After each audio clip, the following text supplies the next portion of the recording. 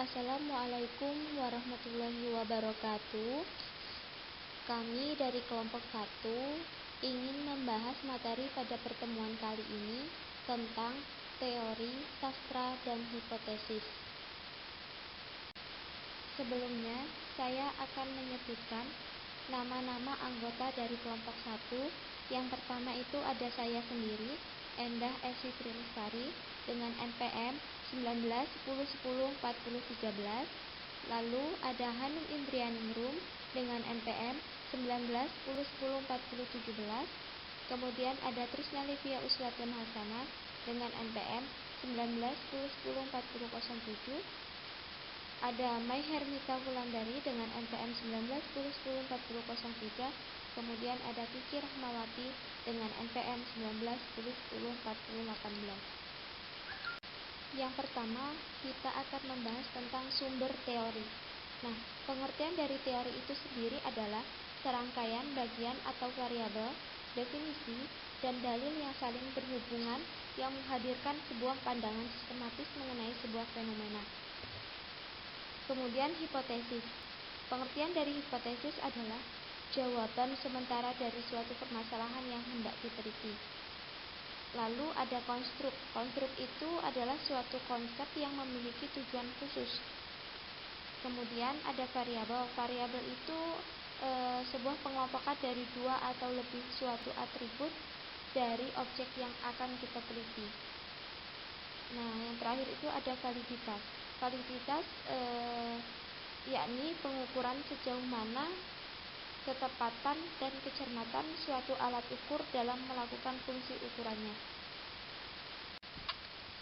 Pada gambar 3.1 ini membahas tentang ilustrasi masalah yang akan kita hadapi dalam upaya mencapai validitas konstruk. Kita mulai dengan teori yang menerapkan serangkaian hubungan antara konsep yang tidak jelas.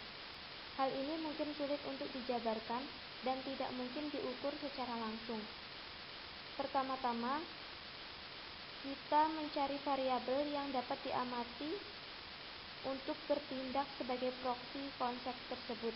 Misalnya, ketidakhadiran sering digunakan dalam literatur manajemen untuk mewakili konsep moral dan semangat tim.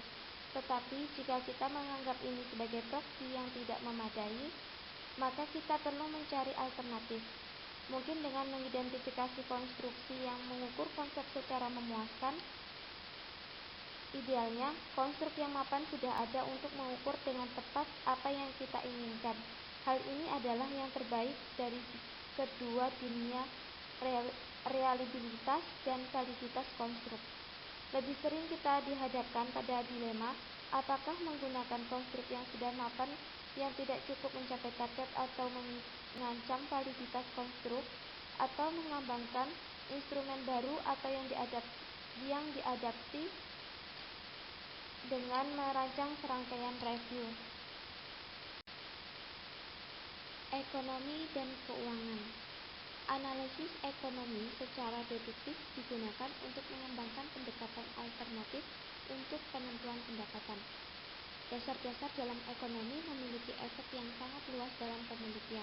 Misalnya, untuk pengembangan model pengambilan keputusan yang tepat, peneliti memerlukan solusi pemrograman linear, analisis biaya-biaya, dan laporan arus. Teori-teori perkembangan dalam ilmu ekonomi juga memiliki pengaruh luas terhadap penelitian akuntansi. Keuangan sebagai subdisiplin ilmu ekonomi juga memiliki pengaruh radikal dalam penelitian akuntansi.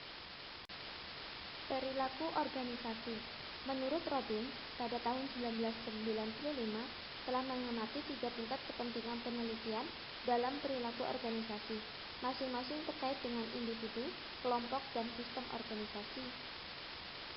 Dan dia mengembangkan kerangka teoritis untuk masing-masing. Nah, yang pertama itu ada fokus individu. Fokus individu ini melihat kontribusi atas pembelajaran, motivasi, kepribadian, persepsi, pelatihan, kepemimpinan, pengambilan keputusan, kepuasan kerja, penilaian kerja, sikap, dan perilaku. Yang kedua itu fokus kelompok. Fokus kelompok ini melihat bagaimana kontribusi tentang dampak dinamika dan proses kelompok komunikasi. perubahan perilaku dan sikap, norma, peran, status, kekuasaan, dan konflik. Yang terakhir ada fokus sistem organisasi. Fokus sistem organisasi ini melihat kontribusi terhadap pengetahuan tentang dampak budaya dan perubahan organisasi, struktur dan hierarki, konflik, dan struktur kekuasaan bersama dengan hubungannya dengan sumber daya manusia, kebijakan, dan bentuk pekerjaannya. Baik, di slide ini tentang pencarian ide ke dalam literatur motivasi, di mana beberapa makalah kunci literatur money di daerah tersebut yang akan memotivasi penelitian lebih lanjut. Kemudian ada bukti dari apa yang kita ketahui, yaitu batas-batasan pengetahuan kita saat ini dan sama pentingnya apa yang belum kita ketahui karena masih merupakan penelitian masa depan. Sifat temuan empiris juga akan menunjukkan apa yang kita tidak yakin karena temuan yang tidak konsisten dan kontradiktif. Kemudian indikasi kerangka teoris yang kemungkinan akan memadu penelitian di masa depan dibandingkan tersebut dan implikasinya dalam penelitian kami sendiri. Kemudian terdapat pencarian selanjutnya dari tesis yang baru saja diselesaikan, presentasi konferensi, dan kertas kerja yang akan mengungkapkan baik jalan penelitian yang saat ini sedang dieksplorasi, kemungkinan 2 tahun sebelumnya publikasi, dan yang penting kesenjangan yang masih terlihat. Kemudian teori-teori akan menunjukkan hubungan yang dapat kita pertanggungjawabkan. Nah, literatur empiris akan mengukur asosiasi yang mengidentifikasi variabel-variabel yang mungkin berpengaruh yang karenanya merupakan kandidat utama untuk memuncul dalam model konseptual awal kami. Selanjutnya, masuk pada permodalan hubungan. Hubungan yang mendasari adalah hubungan antara dua variabel yang menarik dengan hubungan yang dipengaruhi oleh kelompok variabel lain. Pengungkapan sukarela dan kausalitas timbal balik dapat dilihat pada gambar yang dimana terdapat sukarela penyingkapan, investasi analis mengikuti, dan perusahaan ukuran industri. Pada tahap ini, kita hanya memiliki asosiasi. Kita tidak dapat mengendalikan arah kausal tanpa beberapa teori yang mendukung. Kami berpotensi mulai dengan kausalitas timbal balik, di mana variabel dependen dan independen dapat dibayangkan reversible dalam peran mereka, sampai hipotesis saingan dapat dihilangkan. Ada hubungan antara tingkat pengungkapan sukarela oleh perusahaan dan jumlah analis investasi yang mengikuti, menganalisis, melaporkan, dan mengeluarkan rekomendasi perusahaan tersebut.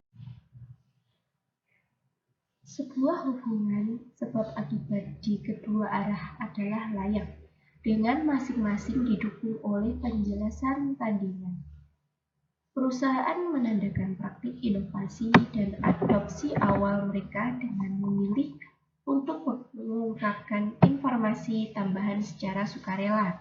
Perusahaan tunduk pada permintaan lebih banyak informasi dari para analis dan menanggapi keuntungan bersama para analis dan perusahaan. Pertimbangan lebih lanjut adalah sifat dari variabel berpengaruh dalam model, spesifikasi yang lebih ketat dari peran mereka yang tepat akan sangat membantu karena akan menentukan baik bagaimana kita mengelola kendali mereka dan bagaimana kita mengarahkan temuan selanjutnya ke analis statistik. Selanjutnya yaitu mengembangkan hipotesis. Hipotesis harus dapat diuji. Konten mereka harus dapat diukur dalam beberapa cara, bahkan jika mereka tidak dapat diamati secara langsung, teori dan literatur yang ada harus mendorong pembentukan hipotesis, sehingga apa yang kita postulat sangat layak berdasarkan bukti yang ada. Ini selalu merupakan lompatan karena kita menjelajah dari yang diketahui, temuan empiris yang ada, ke yang tidak diketahui atau apa yang kita selidiki. Perpindahan ke hipotesis mungkin masih banyak besar dan rentan. Penulis sangat sensitif tentang hal ini. Mereka dapat memilih untuk menetapkan proposi tentang apa yang dapat diantisipasi daripada hipotesis formal dalam bentuk harapan yang dapat diuji. Jika hipotesis tidak didukung, kita harus mempertimbangkan kemungkinan penjelasan yang bersaing untuk temuan. Kita juga harus skeptis terhadap temuan kita sendiri, mempertanyakan di mana ketidakkonsistenan mungkin muncul, dan bersaing untuk mengumpulkan lebih banyak data atau mereplikasi penelitian. Saya akan menjelaskan mengenai masalah validitas, di mana sudah dijelaskan di atas tentang pertukaran antara keandalan dan validitas konstruk, bahwa antara internal atau eksternal validitas membutuhkan hiasan lebih lanjut. Ancaman validitas internal terbatas pada apa yang bisa salah selama penelitian. Potensi kesalahan dalam atau perubahan pada instrumen pengukuran dapat mendikte penggunaan satu versi instrumen untuk mengatasi masalah instrumentasi, tetapi sifat manipulasi atau memesan masalah dapat membuat ini tidak layak. Nah, kekhawatiran ini menyarankan melakukan penelitian selama periode waktu yang singkat dan pada satu kunjungan, tetapi ini mungkin bertentangan dengan persyaratan pertanyaan penelitian yang diteliti, perlu pengobatan yang lebih kompleks. Validitas eksternal mensyaratkan bahwa temuan penelitian memiliki implikasi untuk situs lain dan orang-orang periode waktu yang berbeda. Sayangnya, tingkat validitas internal tertinggi dikaitkan dengan arti kondisi fisik, di mana kami telah memecahkan definisi variabel dan metode kontrol kami masih harus membuat pilihan berdasarkan informasi untuk penelitian yang paling tepat metode yang akan dipekerjakan. Ini jatuh ke dalam 5 kategori besar. Yang pertama, penalaran ilmiah atau pembangunan model. Yang kedua, penelitian sejarah dengan menggunakan data arsip atau sumber sekunder. Yang ketiga, studi kasus yang membutuhkan eksplorasi ekstensif di lapangan. Yang keempat, survei seringkali melibatkan pengambilan sampel skala besar meskipun kurang kontrol dan kekayaan hasil. Dan yang terakhir yaitu eksperimen, baik di lapangan atau lebih biasanya dalam kondisi tipe laboratorium. Selanjutnya, masalah validitas baik internal maupun eksternal sangat penting untuk pilihan ini, dan mereka dipertimbangkan sehubungan dengan metode alternatif di masing-masing bab-bab berikutnya. Beberapa bentuk trade-off biasanya diantisipasi antara kontrol dan struktur di satu sisi dan aplikasi dunia nyata di lainnya. Sedangkan dampak variabel tertentu atau validitas internal akan menjadi jauh lebih jelas di bawah kondisi yang sangat terstruktur dan dikontrol dengan ketat. Artifisial kondisi laboratorium akan mengurangi kesempatan untuk generalisasi asli dan validitas eksternal. Kondisi eksperimental mengharuskan penggunaan situs yang kurang kompleks daripada yang ditemui di dunia nyata. Dengan lebih sedikit variabel dan konten informasi yang lebih rendah, kebanyakan eksperimen tidak mungkin dapat melakukan sebaliknya. Pertanyaan kuncinya tetap apakah sederhana, situasi masih mencakup unsur-unsur realitas yang cukup untuk menjadi realistis prediktor lingkungan pengambilan keputusan yang sebenarnya.